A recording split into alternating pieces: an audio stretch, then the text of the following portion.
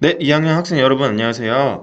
오늘은 저글링 1차 첫 시간을 선생님이 PPT를 만들어서 수업을 진행할 예정입니다.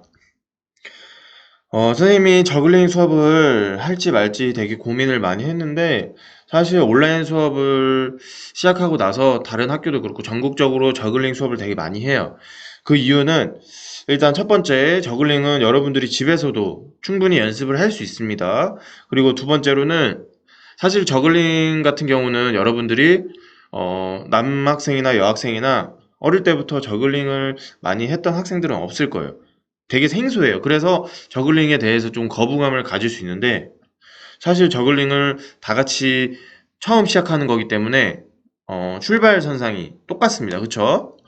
처음에 똑같이 출발을 해서 다 못하잖아요. 지금은 한 개도 못할 거예요. 거의 출발을 해서 이제 연습을 하게 되면 남학생이나 여학생이나 똑같이 노력한 만큼 느는 게 저글링입니다. 아무리 해도 안 되는 학생들도 있다고는 하지만 더 연습을 하다 보면 충분히 할 수 있습니다. 선생님도 사실 저글링이라는 거를 그냥 어릴 때 재미삼아 몇 번 해보다가 제대로 시작한 거는 올해 1학기부터 시작을 했는데 선생님도 진짜 한 두세 개도 못 하다가 지금은 거의 뭐 1시간 가까이 할 수 있어요. 그래서 충분히 여러분들이 연습을 하면 할 수 있는 게 저글링이라서 선생님이 저글링을 그냥 하기로 결정을 했습니다.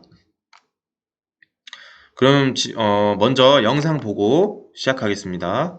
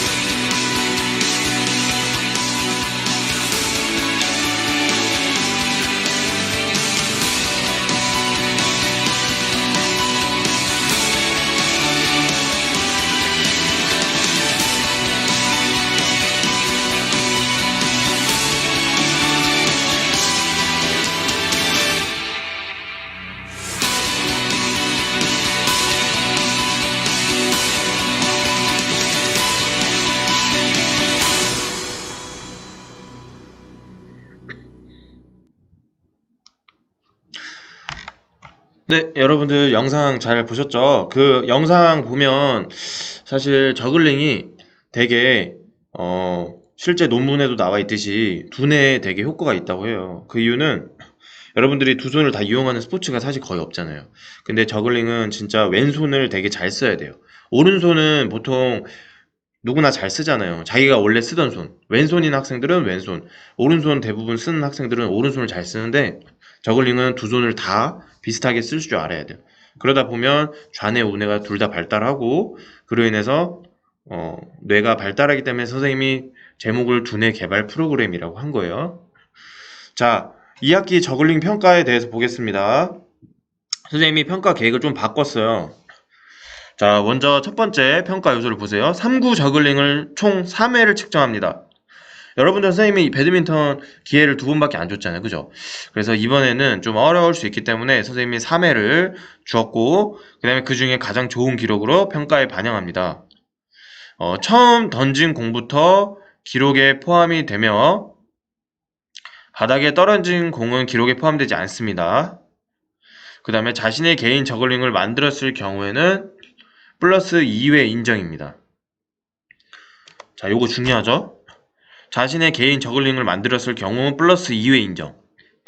그러면 선생님이 이따가 개인 저글링 만드는 법을 영상으로 보여줄 텐데 이거 만들기만 해도 만들어서 학교 가져오기만 해도 플러스 2회가 인정입니다. 그러니까 최소 기본 점수는 먹고 들어갑니다. 그쵸? 그 다음에 4번 중요하죠. 영상평가 제출도 인정됩니다. 그래서 사실 영상평가는 여러분들이 여러 번 시도해서 찍는 거잖아요. 그래서 사실 3구 저글링을 총 3회 측정하는 건 의미가 없고 학교 와서 학생들이 측정을 하게 될 경우에 선생님이 일단 3회라고 얘기를 해놓은 건데 3회 해서 실패한 친구들 중에서 영상평가를 또 제출을 할 친구들은 영상으로 제출을 해도 됩니다. 인정이 됩니다. 어차피 여러분들이 뭐 컨닝을 하는 것도 아니고 이거는 자신이 여러 번 연습을 해서 영상을 찍는 거기 때문에 영상 평가를 선생님이 인정을 해줍니다. 자, 그래서 채점 기준을 대폭 낮췄습니다. 원래 21회 이상이 A였는데 17회로 낮췄습니다. 그래서 17회 A. 그 다음에 B도 되게 적죠. 13회부터 16회. 그리고 C도 9회부터 12회. D는 5회에서 8회. E는 3회에서 4회. F는 2회. 사실 한 학기 정도 저글링을 한 달 정도 배우고 나서 실제로 A가 한 반에 절반 이상 나와요. 생각보다 어렵지 않죠. 그쵸? 생각보다 점수가 잘 나옵니다. 여학생, 남학생 둘 다 반 이상 나옵니다. 그래서 17회를 했기 때문에 더 많이 나올 수도 있고, 그렇지만 온라인 수업이기 때문에 연습량이 부족해서 많이 안 나올 수도 있어요. 그래서 일단은 선생님이 채점 기준을 여러분들 생각해서 대폭 낮췄다는 점을 알아주시면 감사하겠습니다. 자, 우리가 저글링을 배워야 하는 이유. 자, 첫 번째, 평소 안 쓰는 손의 소중함을 이해하게 됩니다. 그쵸? 오른손 쓰는 학생들은 왼손의 소중함, 왼손을 쓰는 학생들은 오른손의 소중함을 이해하게 돼요. 선생님도 3월 달에 저글링을 연습하는데 오른손을 선생님은 쓰는데 왼손을 쓰다 보니까 진짜 왼손이 되게 중요하고 소중하다는 걸 깨닫게 됐어요. 그 다음에 두 번째, 뭐든지 한 개보다 두 개가 어렵고 셋이면 진정 어렵다는 것을 배우게 됩니다. 사실 저글링을 여러분들 시험은 3구 저글링이라고 해서 공 3개 가지고 하는 거예요. 근데 사실 한 개 가지고 하면 훨씬 쉽잖아요. 그죠? 근데 두 개는 조금 더 어렵겠지만 3개는 훨씬 어렵습니다. 그것을 배우게 됩니다. 그 다음에 세 번째, 자연의 리듬과 나의 신체의 리듬을 맞춘다.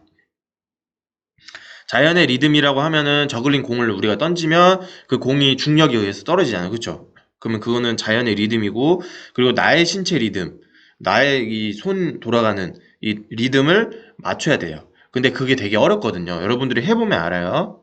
그래서 그 어렵다는 거를 배우게 됩니다. 그리고 네 번째, 9.8m/s 제곱의 중력의 힘이 엄청나다는 것을 이해합니다. 여러분들이 이렇게 던지다 보면 저글링 공이 생각보다 되게 빨리 내려와요. 그래서 여러분들이 처음에 되게 실패를 많이 할 거예요. 그래서 중력이 되게 세구나라는 거를 저글링을 하다 보면 깨닫게 됩니다. 선생님이 번호를 잘못 썼는데, 자, 5번째입니다. 5번째, 무한반복에 의해 어느 순간 유레카를 경험하게 됩니다. 유레카 다들 아시죠? 무한반복을 하다 보면 어느 순간 되게 잘 돼요. 갑자기. 그러면 그게 유레카예요. 그쵸? 깨닫게 되는 거예요. 그래서 어떤 도전 과제든 무한반복의 해답인 것을 깨닫게 됩니다. 자, 그 다음 6번째, 저글링을 부정하는 사람은 협응력이 떨어진 거예요. 자, 저글링을 우리가 하는 목적은 신체의 협응성, 그리고 인간의 협응력을 배우는 것입니다. 협응성이라고 하면은 신체가 우리가 이제 저글링을 이렇게 계속 던지잖아요. 3구 저글링을. 그러다 보면 이 던지는 이 자세가 이렇게 익숙해지는 걸 우리가 협응성이라고 그래요. 그래서 이 협응성을 배우는 거라고 생각을 하면 됩니다. 자, 마지막, 저글링을 단순히 팔 운동이라고 생각해요.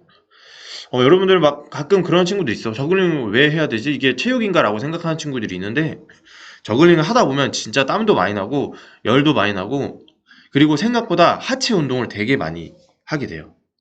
그래서 여러분들이 저글링을 한번 해보면 하체 운동이다 라는 것을 알 수 있습니다. 해본 사람만 그거는 깨닫게 됩니다. 자, 그래서 저글링이란 무엇일까 한번 알아보겠습니다. 일단 손을 이용해서 여러 개의 물건을 교대로 공중으로 던지고 받는 활동입니다. 손을 이용해서 여러 개의 물건, 우리는 이제 공을 가지고 하잖아요. 근데 이제 보통 저글링이라고 하면 어떤 물건이든 다 가지고 하는 거를 저글링이라고 합니다. 그리고 하나 이상의 도구를 이용해서 아름다운 이동 궤적이나 몸의 동작을 만드는 것입니다. 몸의 동작을 만드는 것이 바로 협응력입니다. 협응력. 협응성을 기르는 겁니다. 알겠죠? 그리고 도구나 실시 방법에 따라서 여러 가지 종류로 나뉩니다. 자, 보면 저글링 종목 되게 많아요. 바운스볼. 왼쪽부터 보겠습니다. 바운스볼, 디아블로 되게 많이 들어봤죠? 스카프도 있긴 있어요. 학교에. 잘 안 되는 친구들은 이걸 한번 연습을 해보겠습니다. 그리고 시가박스. 오른쪽에 데블스틱. 막대죠. 링, 클럽, 곤봉. 막 이런 게 있는데, 우리는 요 저글링 공. 초보자들이 많이 사용하는 도구인 요걸로 한번 수업을 진행하겠습니다. 자, 저글링의 역사인데요. 사실 저글링이 갑자기 생겨난 게 아니잖아요. 그쵸? 옛날부터 있었어요. 저글링 하는 여인의 모습 보이시죠? 옛날에 그 피라미드에 새겨져 있었다고 합니다. 고대 피라미드에 새겨진 저글링을 하는 여인의 모습. 이때가 이제 기원전 2000년 경인데 현재까지 밝혀진 가장 오래된 기록입니다. 자, 그 다음에 고구려 수산리 고분벽화. 우리나라에는 저글링 기록이 1971년 평안남도 남포시에서 발견됐는데 고구려 때 시작이 됐다고 하네요. 그래서 5개의 공과 3개의 막대를 돌리는 저글러와 중말을 탄 저글러의 모습, 이런 그림이 있죠. 그쵸? 자, 역사를 보면 세계 각지에서 자연스럽게 생겨났어요. 누군가 처음에 시작했겠죠. 그쵸? 자연스럽게. 종교의식에서 나라의 중요한 일이나 연회의 흥을 돋우는 고개로 점점 발달해 나갔습니다. 서커스 알죠, 여러분? 서커스? 서커스로 발달을 해 나갔어요. 그리고 이제 나중에는 일반 시민들의 놀이 문화로도 많은 사랑을 받게 되었습니다. 그래서 이제는 사실 놀이뿐만 아니라 우리 일반 여기 학교에서도 체육 시간에 되게 많이 배워요. 전국적으로. 자, 그러면 저글링의 특성과 효과에는 무엇이 있는지 한번 보겠습니다. 일단 장소나 시간의 제약이 없으며 누구나 쉽게 즐길 수 있다는 점입니다. 사실 다른 종목들은 뭐 공도 있어야 되지, 아니면 공을 사야 되잖아. 그쵸? 뭐 농구공, 축구공 이런 거 사야 되고, 뭐 피구공 이런 거 사야 되고, 장소가 일단 확실히 있어야 되고, 학생 여러 명이 있어야 가능한 거잖아요. 근데 요거는 장소도 사실 집에서 할 수 있고, 시간도 그냥 구애받지 않고 혼자서 쉽게 즐길 수 있습니다. 그리고 고도의 집중력이 필요합니다. 저글링 하다 보면 되게 집중을 하게 돼요. 그래서 집중이 되게 필요하고, 그로 인해서 에너지 소모가 굉장히 높습니다. 그리고 캐스케이드 동작으로 순발력, 민첩성, 평형성이 향상이 됩니다. 캐스케이드라고 하면은 선생님이 나중에 영상으로 설명을 하겠습니다. 다음 시간에. 아시겠죠? 그리고 두 손을 많이 사용하기 때문에 아까도 얘기했듯이 두뇌 발달에 도움이 되게 많이 됩니다. 자, 그러면 여러분들이 집에서 연습을 하려면 물론 학교에 저글링이 있지만 학교에서 저글링을 여러분들 300개를 살 수가 없어요. 한 반, 두 반 정도 양 정도 있긴 한데 여러분들이 일단 집에서 온라인 수업이기 때문에 미리 연습을 해와야 됩니다. 그래서 여러분들 이거 선생님이 말씀드렸죠? 요거를 만들면 플러스 2회가 인정이 됩니다. 플러스 2회. 플러스 2회는 거의 한 등급 높여준다고 보면 됩니다. 그래서 사실 양말이 가장 좋아요, 여러분들. 풍선도 있는데 양말로 만드는 게 가장 좋아요. 양말이 아프지도 않고 뭔가 푹신푹신하고. 그래서 양말 3장, 그 다음에 고무줄. 사실 고무줄은 없어도 됩니다, 여러분. 비닐이 있어야 돼요. 비닐 3장. 꼭 있어야 되는 거. 양말 3장, 비닐 3장. 자, 집에 다 있죠? 버리는 양말 아무거나 쓰세요. 그 다음에 가위 말고 이 쌀이 있어야 됩니다, 여러분. 쌀. 근데 쌀이 없으면 뭐가 있어야 되냐? 콩이나 모래가 있어도 됩니다, 여러분. 아시겠죠? 자, 그 다음에 오른쪽에 보면 이게 만든 거예요. 선생님이 직접 만들어서 해봤는데 되게 잘 돼요. 일반 저글링처럼. 그래서 만드는 방법을 선생님이 영상으로 한번 보여드리겠습니다. 아이고.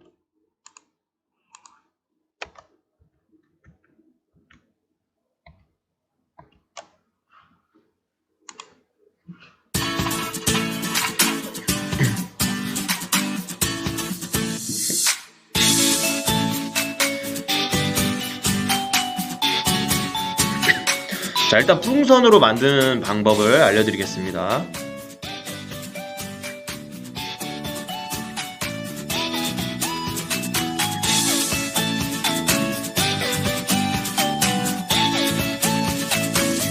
일단 비닐봉지 꼭 있어야 돼요, 여러분.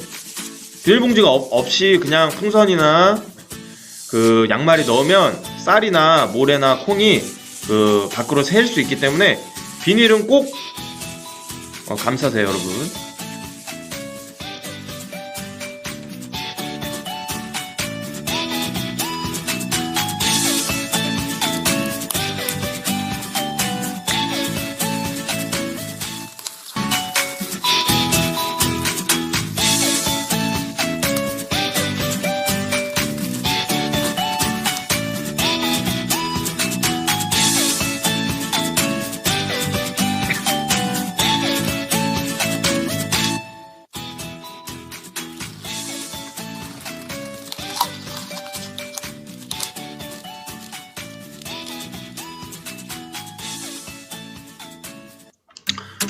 자, 이번에는 양말로 만드는 법입니다.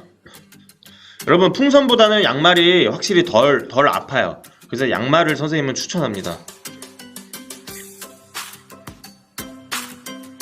똑같아요. 봉지에다가 쌀을 넣고 돌려서 감쌉니다.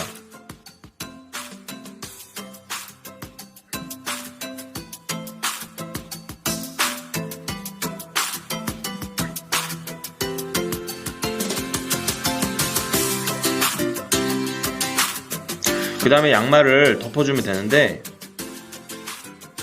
잘 봐야 돼요. 양말이 크잖아요, 그쵸? 그러면은 고무줄로 묶어도 되고 아니면 그냥 이렇게 빙빙 돌려서 입구를 막으면 돼요. 그 다음에 이렇게 고무줄로 다 감쌌으면 한 번 더 이제 감싸주면 됩니다. 양말로 이렇게 보이시죠? 바늘이 필요한 사람들은 바느질을 해도 됩니다. 바느질을 하면 확실히 좀 더 저기 좋겠죠? 손에 닿는 기분이.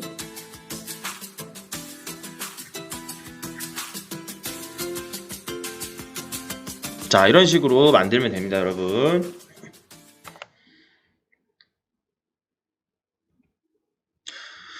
자, 근데 그 풍선보다는 선생님이 이제 양말이 좀 더 손이 덜 아프고 잘 된다고 얘기를 했어요.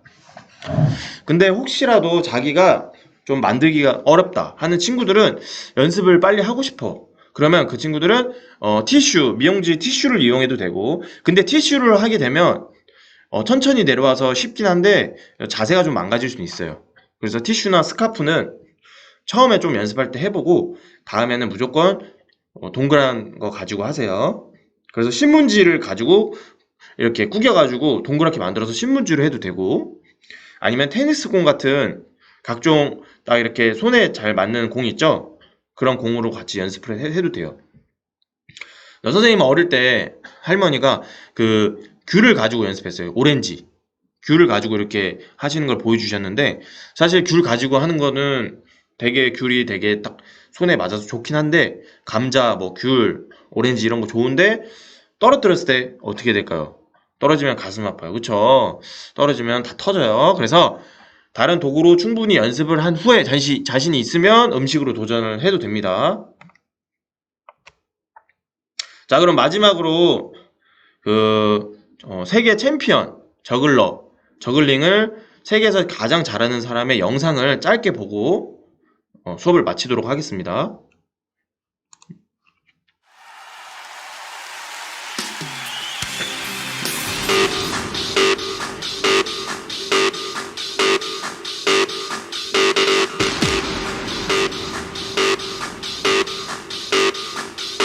자, 되게 집중하는 거 보이죠, 여러분? 정말 이거는 엄청난 노력의 결과라고 생각돼요. 참고로 이 사람도 처음에는 하나도 하지 못했습니다.